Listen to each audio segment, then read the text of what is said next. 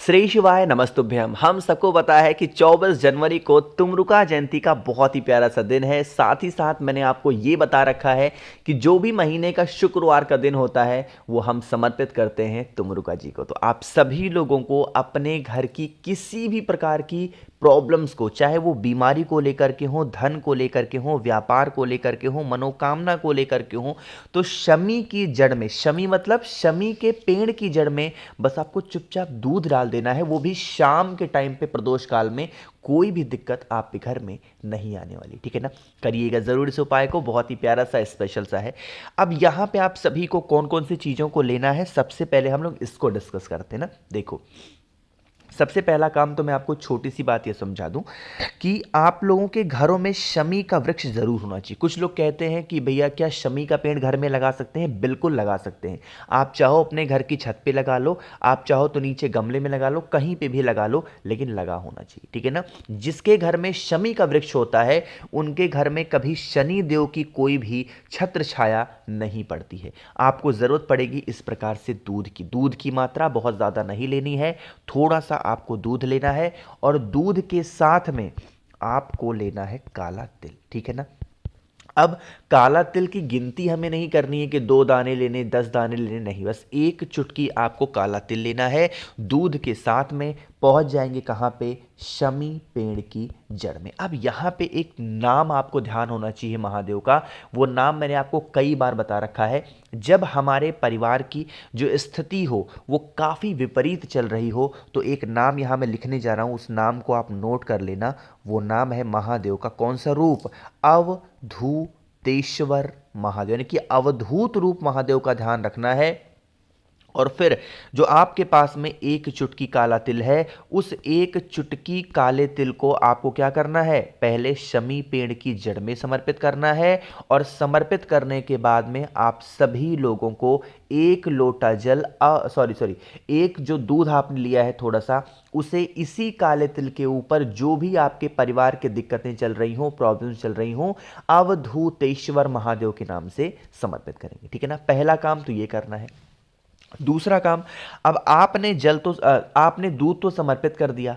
दूध समर्पित करने के बाद में आपके पास में होना चाहिए एक आपको दीपक लेना, ठीक है ना। चाहे वो आटे का हो चाहे मिट्टी का हो, दीपक को, गोल बत्ती का दिया जब आप लगाओगे तो इस दीपक को तुम रुकेश्वर महादेव या फिर तुमरुका जी के नाम से क्या करना है? आपको प्रज्वलित करना है। जो भी व्यक्ति शुक्रवार के दिन इस उपाय को पूरे विधि विधान के साथ में अवधूतेश्वर महादेव के नाम से करता है, उनके घर परिवार में कभी कोई संकट नहीं आते हैं और भगवान शंकर की कृपा उनके घर के ऊपर, परिवार के ऊपर हमेशा बनी रहती है, ठीक है ना। तो करिएगा ज़रूर।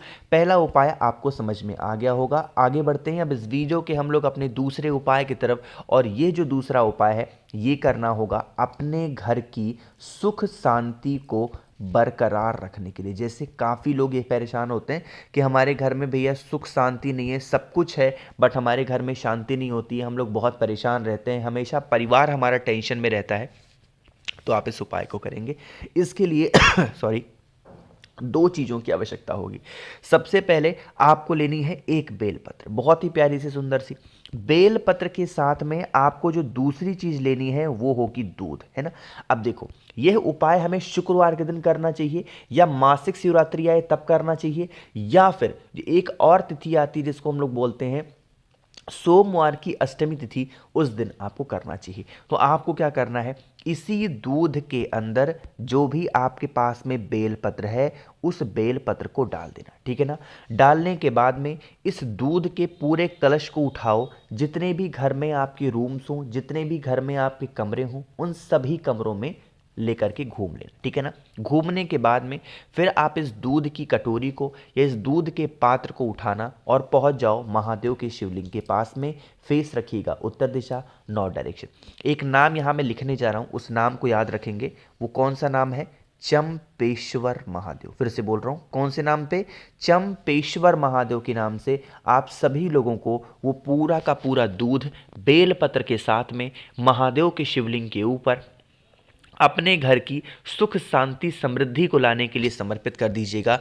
यकीन मान लीजिए, अगर इस उपाय को आपने कर लिया तो कोई भी प्रॉब्लम्स, कोई भी दिक्कत आपके घर परिवार में नहीं आएगी और आपके परिवार में जो सुख शांति नहीं होती है वो होना शुरू हो जाएगा। ठीक है ना, तो करिएगा ज़रूर, भूलिएगा नहीं। कोई लोग, 2 उपाय आपको समझ में आ गया है। आगे बढ़ते हैं इस वीडियो के हम लोग अपने तीसरे उपाय की तरफ, जो कि फिर से करना है बेल पत्र के साथ में। लेकिन क्या बेनिफिट हैं, क्या फ़ायदे हैं, उससे पहले आप सभी लोगों के लिए मेरी तरफ से एक छोटा सा ऑफर है, और वो ऑफर सिर्फ 26 जनवरी रात 12 बजे तक रहेगा। आपको पता है 21 जनवरी को मेरी एनिवर्सरी थी, उस उपलक्ष्य में और 26 जनवरी के उपलक्ष्य में 2 ऑफर्स आपको दे रहा हूं। सबसे पहले, अगर आप धन प्राप्ति के लिए 7 मुखी रुद्राक्ष और घर में सुख शांति के लिए 9 मुखी, या तो दोनों रुद्राक्ष खरीद सकते हो या इनमें से कोई भी एक रुद्राक्ष आप खरीदोगे तो इसके साथ में मैं आपको 5 मुखी के 2 रुद्राक्ष फ्री दूंगा, 3 मुखी के 2 रुद्राक्ष आपको फ्री दूंगा, प्लस आप सभी लोगों को जप करने के लिए रुद्राक्ष की माला अच्छी क्वालिटी की फ्री में दूंगा, और प्लस महादेव को समर्पित करने के लिए 50 ग्राम भस्म भी फ्री में दे रहा हूं। तो आप इन सभी चीज़ों का लाभ उठाने के लिए मुझे व्हाट्सएप पे अपना ऑर्डर प्लेस कर सकते हैं। 9005643345 ये मेरा व्हाट्सएप नंबर है। जल्दी से मैसेज करिए, लेट मत करिए। स्टॉक खत्म होने में लेट नहीं लगती है, आपको पता है पिछली बार स्टॉक खत्म हुआ था, तो आप लोग को जल्दी चाहिए, मुझे मैसेज कर दीजिएगा। ठीक है ना, चलो अब बातें करते हैं हम लोग इस वीडियो के अपने तीसरे उपाय की तरफ। जैसे मान लीजिए कि आपके घर में कोई भी ऐसा इंसान है जो रोगी प्रवृत्ति का है, मतलब वो कुछ भी कर लेता है, ना उसको कोई दवा असर करती है, ना उसको कोई दुआ असर करती है, दिन भर आप डॉक्टर के चक्कर लगाते हो बट कोई फायदा नहीं है। तो आपको 2 चीज़ों की ज़रूरत है। सबसे पहला, आपको एक बेलपत्र लेनी, ठीक है ना, और बेलपत्र के साथ में ही शुक्रवार का दिन है तो आपको शमी का पत्ता लेना, एक शमी का पत्ता लेना है और एक बेलपत्र लेनी है। इन सभी चीज़ों को लेकर के पहुंच जाना है महादेव के शिवलिंग के पास में। अब यहां पे एक नियम समझेंगे। महादेव का पूरा परिवार शिवलिंग के ऊपर विराजमान है। एक स्थान में आपको बताने जा रहा हूं, उस स्थान को थोड़ा नोट करिएगा। ये जो जगह आपको दिखती है किसका है? इसे हम लोग कहते हैं माता का हस्तकमल, यानी कि मां पार्वती का स्थान। और यहां से स्टार्ट हो जाता है स्थान किसका? माता अशोक सुंदरी का।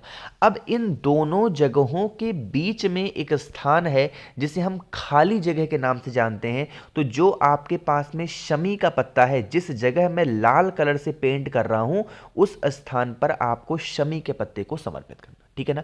शमी के पत्ते को यहां चढ़ाएंगे और जो आपके पास में बेल पत्र है, उस बेल पत्र को माता अशोक सुंदरी के स्थान पे टच करा के, और जो भी व्यक्ति घर में बीमार है उस व्यक्ति का नाम और गोत्र बोल के महादेव के शिवलिंग के ठीक ऊपर बेल पत्र समर्पित करके, और फिर आपको 1 लोटा जल इसी बेल पत्र के ऊपर, नाम वही होगा महादेव का, कुंदुक रूप ध्यान रखना है तो कुंदकेश्वर महादेव के नाम से आपको समर्पित कर दीजिएगा। यकीन मान लीजिए, कोई भी प्रॉब्लम, कोई भी दिक्कत, कोई भी समस्या आपके घर परिवार में नहीं आएगी। जो भी व्यक्ति घर में रोगी प्रवृत्ति का है उसके रोग जो खत्म जरूर हो जाएंगे, ठीक है ना। करिएगा जरूर। 3 उपाय आपको समझ में आ गए हैं। आगे बढ़ते हैं इस वीडियो के हम लोग सबसे आखिरी और बहुत ज़्यादा छोटे से उपाय की, जो कि हमारा चौथा है। करिएगा ज़रूर। अब इस उपाय के सबसे पहले समझ लेते हैं कि फ़ायदे क्या है। देखो, जैसे शहद जैसे ही दिखता है तो आपके दिमाग में एक चीज़ आना चाहिए कि पक्का ये उपाय किसके लिए होगा? क्रोध का। कोई भी घर में इंसान आपके है जो बहुत गुस्सा करता है हर छोटी बातों को लेकर के, तो आप इस उपाय को करेंगे। इसके लिए हमें 2 चीज़ों की ज़रूरत पड़ने वाली है। सबसे पहला तो आपको शहद तो लेना ही लेना है। शहद के साथ में आपको पीला चंदन लेना है। वैसे तो महादेव को लाल चंदन बहुत प्रिय है, लेकिन हम ये उपाय गुस्से के लिए कर रहे हैं, तो आप सभी को क्या लेना है? पीला चंदन, ठीक। अब देखो, इन सभी चीज़ों को लेकर के पहुंच जाना महादेव के शिवलिंग के पास में। फेस रखिएगा उत्तर दिशा, नॉर्थ डायरेक्शन। सबसे पहले अभी जो आपके पास में शहद है, उस शहद को महादेव के शिवलिंग के ऊपर समर्पित करना और समर्पित करके लेपन कर दो। पहला काम तो ये करिएगा। अब शहद का लेपन करने के बाद में जो भी व्यक्ति घर में आपके काफ़ी दिनों से गुस्सा कर रहा, क्रोध कर रहा, उस व्यक्ति का नाम और गोत्र बोल करके अपनी 3 उंगलियों में पीले चंदन को लगा करके, और पीले चंदन से ही आपको इसी शहद के ऊपर एक त्रिपुंड बना देना है। उस व्यक्ति का नाम और गोत्र बोल करके जो व्यक्ति घर में लड़ाई झगड़े करता है तो यकीन मानिए उस इंसान की जो क्रोध की क्षमता होगी वो खत्म हो जाएगी और बस आपको लास्ट में एक लोटा जल चढ़ा देना है। यकीन मानिए अगर इस उपाय को आप करते हैं तो घर में क्रोध करने वालों की जो संख्या होगी वो कम होगी और घर में आपके प्रेम सद्भावना बनी रहेगी। तो मैंने कोशिश की आप सभी को सब कुछ अच्छा समझाने की। बाकी नंबर एक बार और आप नोट कर सकते हैं 9005643345 पे मेरा व्हाट्सएप नंबर है। लेट मत करिए, दो दो ऑफर आपको इस बार मिल रहे हैं तो जल्दी से ऑफर का लाभ उठाएं। बाकी वीडियो पसंद आई हो तो लाइक करिएगा, कुछ पूछना है नहीं समझ में आया नीचे कमेंट सेक्शन में पूछें और मेरे जितने भी भाई बहन आवाज आज मेरी पहली बार सुन रहे हैं चैनल को जरूर सब्सक्राइब करेंगे। श्री शिवाय, नमस्तुभ्यं।